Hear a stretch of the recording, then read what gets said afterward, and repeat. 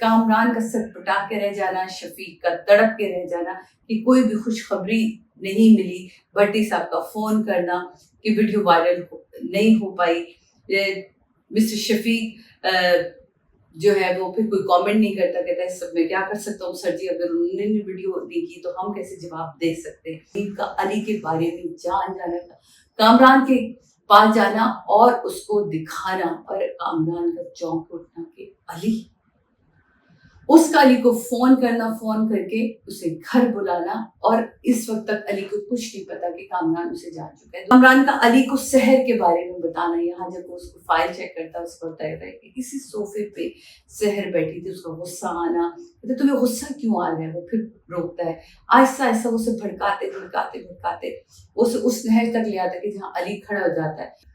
अस्सलाम वालेकुम जी, मैं हूँ सादिया इमाम और आप देख रहे हैं इंडस्ट्री विद सादिया इमाम। यह है मेरा ऑफिशियल यूट्यूब चैनल, जिसको आपने अब तक सब्सक्राइब नहीं किया तो फौरन से पहले सब्सक्राइब कर लीजिए, ताकि आपके पास हमारे सारे रिव्यूज जो है वो जल्द से जल्द पहुंच जाए। बेल आइकॉन का बटन दबा दीजिए और लाइक भी कर लीजिए।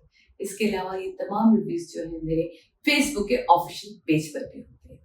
आज भी बात करेंगे जी केस नंबर 9, और केस नंबर 9 बहुत ही कमाल का जा रहा है। सैयद वजाहत हुसैन ने इसको डायरेक्ट किया है और शाहजेब खानजादा ने इसको लिखा है। बहुत ही कमाल का स्क्रिप्ट, बहुत ही कमाल की इंफॉर्मेशन हमारे लिए इस ड्रामे में, ऐसी कि मैं हर बार कहती हूँ कि ये ड्रामा ऐसा है जो कि अब पढ़ाना चाहिए, क्योंकि इतने कॉन्स्टिट्यूशन हैं इसके अंदर जो बहुत सारी चीज़ें हम न्यू जनरेशन को या मुझ जैसों को भी नहीं पता थी, लेकिन अब इसके जब ड्रामा हम जब देख रहे होते हैं तो बहुत सारी चीजें हमें मालूम हो रही होती हैं। जनाब, केस नंबर 9 में कामरान के जहां हमने एपिसोड खत्म की थी, वहां अली अपने एचआर के सामने बैठा होता है, पैसे रिलीज करवाना चाह रहा होता है, वही कामरान का फोन आता है जहां वो 50 लाख रुपए मांगता है। वहीं से ये एपिसोड शुरू होती है। एपिसोड में कामरान का 50 लाख मंगवाना और ये भी कहना कि मनी ट्रेल जो है वो किसी भी तरह दिखाई नहीं दी। इंस्पेक्टर शफीका कामरान को के नौकर के साथ आना, 50 लाख रुपए लेके जाना, और यकीनन इस बात का अली पे पहले से ही शक हो जाता है अली को कि कोई ना कोई तो इनका किस्सा चल रहा है जनाब, कि जो कोई एक नया गेम होने वाला है, और होता भी वही है। दूसरी तरफ हम ऑलरेडी एक लड़की की एंट्री हो चुकी है, जो शाज़िया नाम की लड़की है, जो फेसबुक पे मुलाकात हुई थी उसकी, और वो कहती कि मैं आपकी मदद करना चाहती हूँ शहर की।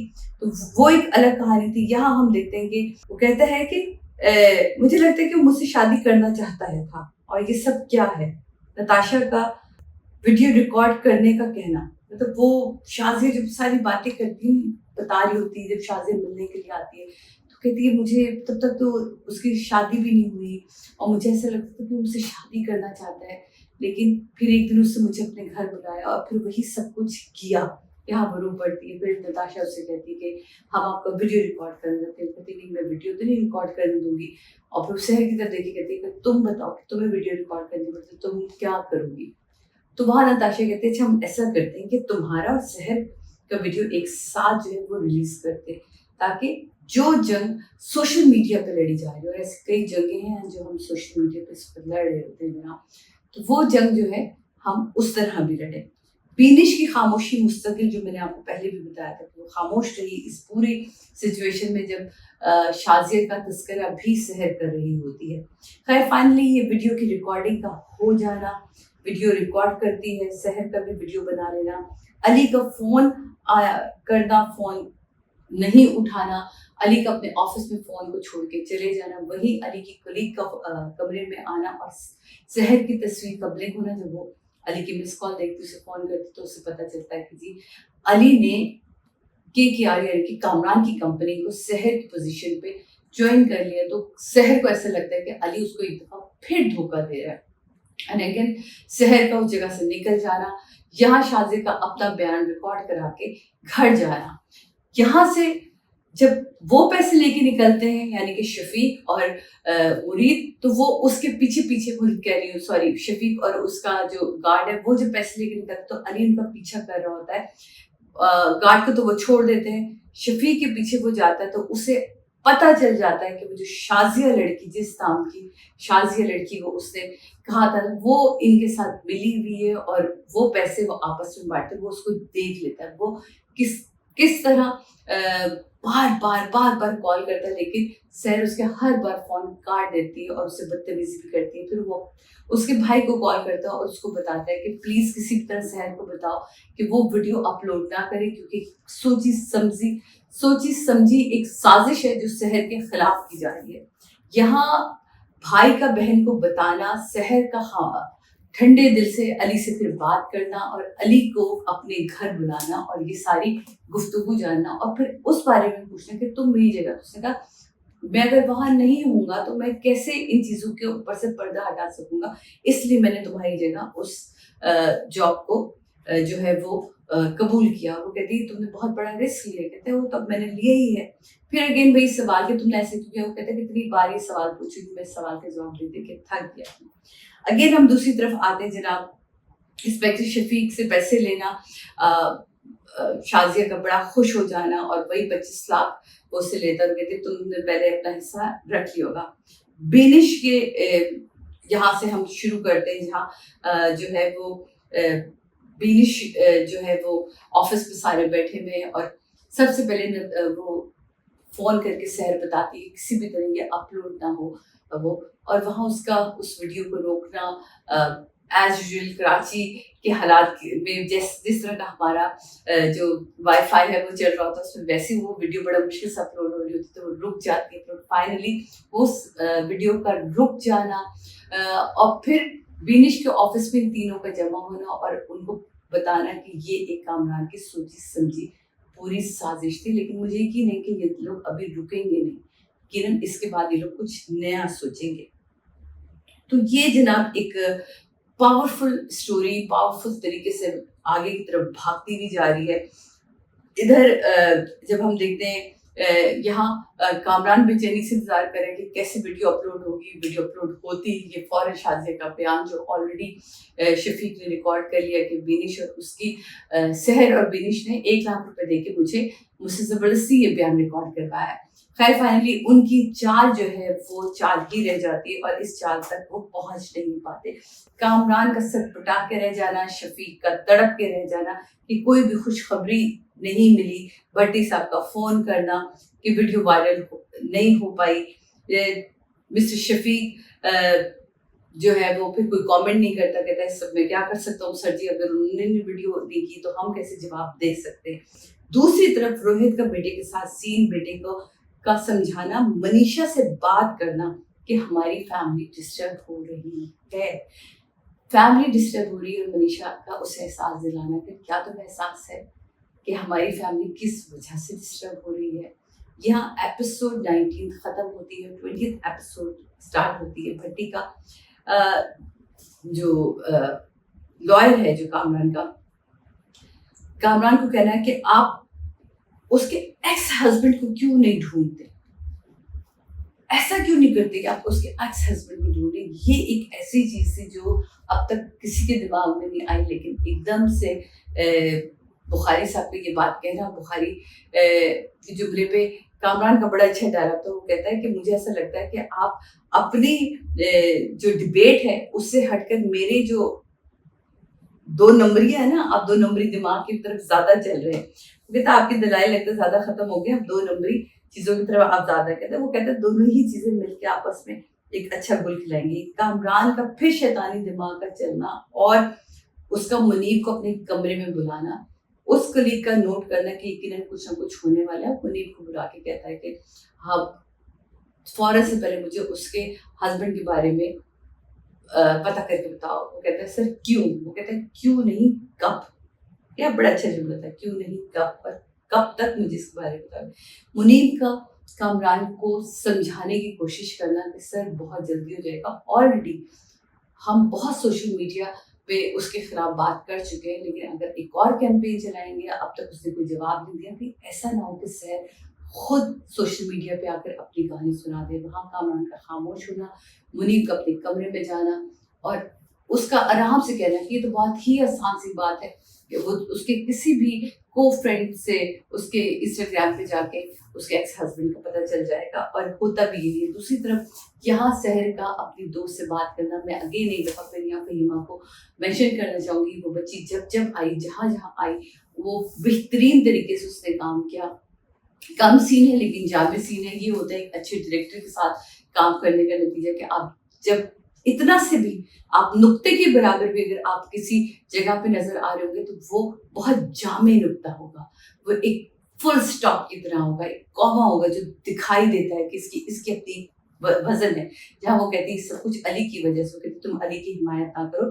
خیر اینی وے یہاں یہ سین ختم ہوتا ہے۔ دوسری طرف منیب کا علی کے بارے میں جان جانا تھا، کامران کے پاس جانا اور اس کو دکھانا، اور کامران کا چونک اٹھنا کہ علی، اس کا علی کو فون کرنا، فون کر کے اسے گھر بلانا، اور اس وقت تک علی کو کچھ نہیں پتا کہ کامران اسے جان چکا ہے۔ دوسری طرف ہم دکھاتے ہیں تو انسپیکٹر شفیق، کامران، منیب اور کامران بخاری صاحب جو ہیں وہ آلریڈی کامران کے گھر پہ موجود ہوتے ہیں، اور یہ ایک پلاننگ جہاں بخاری صاحب کہہ رہے تھے کہ وہ کبھی نہیں مانے گا۔ کامران کہتا ہے کہ میں اسے منا لوں گا، اور اگر وہ ایک بیان بھی سحر کے خلاف دے دیتا ہے، اب میں اسے جاب کی دھمکی دوں گا، اس کی دھمکی دوں گا، اس کی دھمکی دوں گا۔ اس میں مینشن کروں گی یہاں مجھے انسپیکٹر شفیق کا شلوار قمیض پہن کے بیٹھنا اتنا اچھا لگا، ٹپکل وہ جو ایک خاص پولیس والے حرکتیں ہیں نا، وہ گوہر تم نے اپنائی ہیں، you are great artist, always تمہیں جب جب دیکھا ہے وہ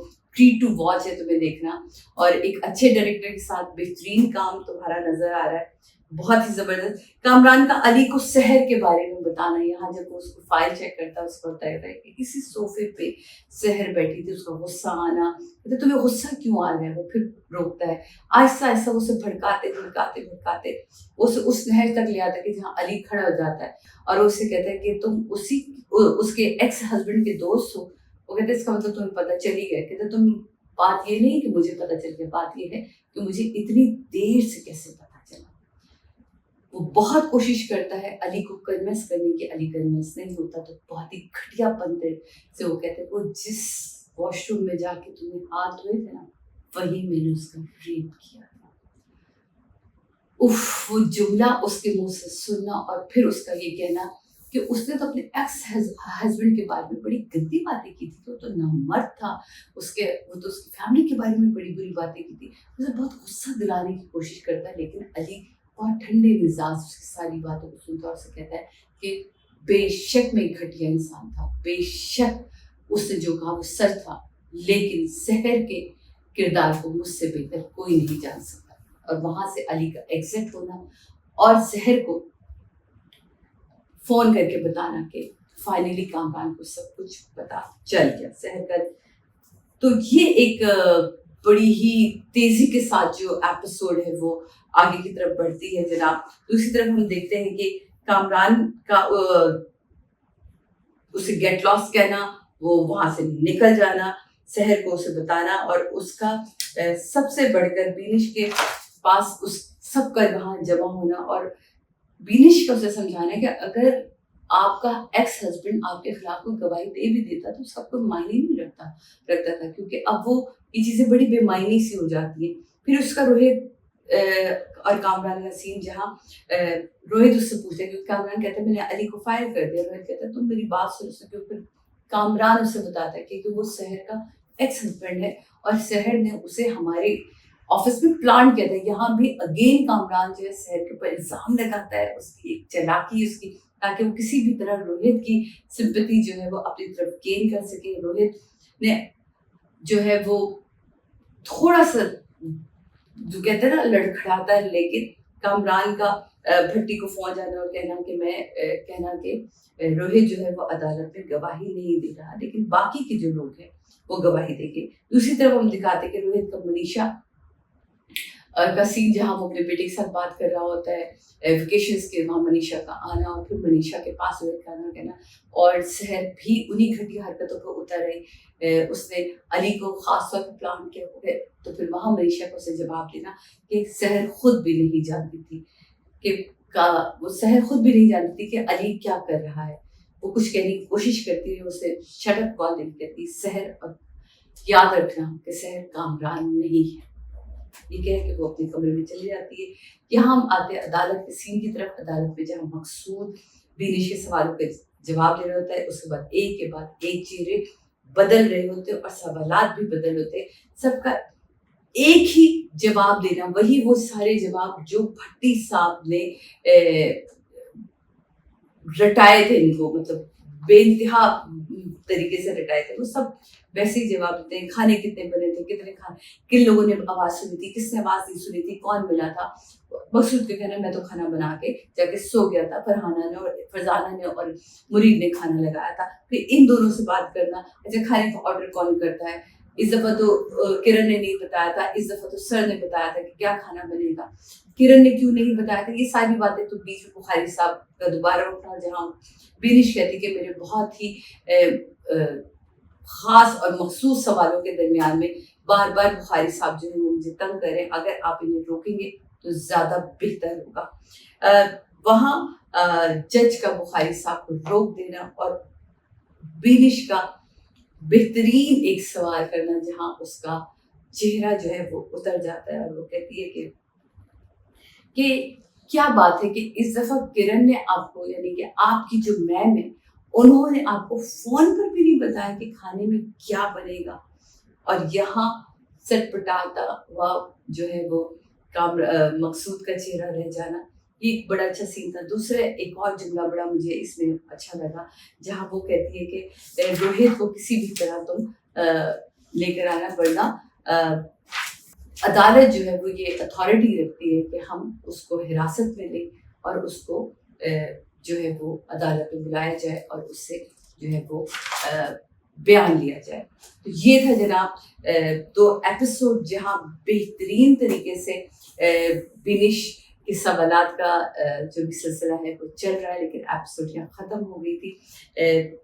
19th and 20th एपिसोड की हमने बात करी है। ये ड्रामा था केस नंबर 9, जिसको डायरेक्ट किया सैयद वजाद हुसैन ने और लिखा है शाजिब खानज़ादा ने। शाजिब साहब, मैं फिर एक दफ़ा कहूँगी, बेहतरीन लिखाई आपकी, बेहतरीन ये डायरेक्शन जो है ना, विजुअली जो हमें हमारा डायरेक्टर दिखा रहा है वो बहुत ही कमाल। ये किरण वजाद आपका कमाल है और ये सलाम आपको बनता है। बेहतरीन तरीके से आप एग्जीक्यूट कर रहे हो उस लिखे हुए ड्रामे को और बहुत ही खूबसूरती से सबका काम बहुत खूबसूरती से निकल कर आ रहा है। इसमें वो अल्फाज इस्तेमाल किए गए हैं, वो जुमले इस्तेमाल किए गए जो आज से पहले हमारे ड्रामों में नहीं थे, लेकिन कुछ चीज़ें बहुत ज़्यादा जो अब हमारे ड्रामों में होने लगी, एक्स्ट्रा शराब का दिखाना, एक्स्ट्रा चीज़ों का बढ़ते जाना, ये मुझे ऐसा लग रहा है कि अगर हम इनको थोड़ा सा कंट्रोल कर सकते हैं तो करना चाहिए, वरना हम एक दफ़ा फिर अपनी न्यू आने वाली जनरेशन को एक्सक्यूज़ दे रहे हैं कि वो कर रहे हैं, तो ये तो इसका मतलब अब जब दिखाया जा रहा है तो इसका मतलब ये कोई बड़ी बात नहीं है। ये मेरी अपनी एक सजेशन है कि अगर हम कुछ चीज़ों को अवॉइड कर सकते थे तो हमें कर देना चाहिए था, क्योंकि आपका स्क्रिप्ट बहुत जानदार है, आपकी डायलॉग्स बहुत जानदार है, तो उसमें एक्स्ट्रा अगर चीज़ें ना भी डाली जाए, एक्स्ट्रा कहते हैं ना, एक्स्ट्रा गुड़ ना भी डाला जाए तो भी ये बहुत कमाल था। मेरे लिए हमेशा से ये 10 आउट ऑफ 10 है जनाब। इस ड्रामे को देखिए, पसंद कीजिए, मुझे ये बहुत पसंद है, आपको भी बहुत पसंद आएगा, क्योंकि ये ड्रामा सिर्फ देखने के लिए नहीं, समझने के लिए, सीखने के लिए, खासतौर पर उन लोगों के लिए ज़रूरी जो खुदा न खासा कहीं ना कहीं इस तरह की किसी भी जुल्म से गुजरे हैं, तो उनकी आंखें खोल देने के लिए ड्रामा है जनाब। इसी के साथ सादिया बाग को इजाज़त दीजिए, अगले ड्रामा के साथ आपसे मिलेंगे और अगला ड्रामा फिर मेरा पसंदीदा है, वो है शरपसंद। जी हाँ, उसके रिव्यू के साथ आपसे मुलाकात होगी, लेकिन तब तक के लिए इजाज़त। ये है मेरा official YouTube channel drama industry with Sadia इमाम। इसके अलावा ये जितने भी रिव्यूज़ हैं आप मेरे ऑफिशियल फेसबुक पेज पे भी देख सकते हैं। मुझे इजाज़त दीजिए, अल्लाह हाफ़िज़।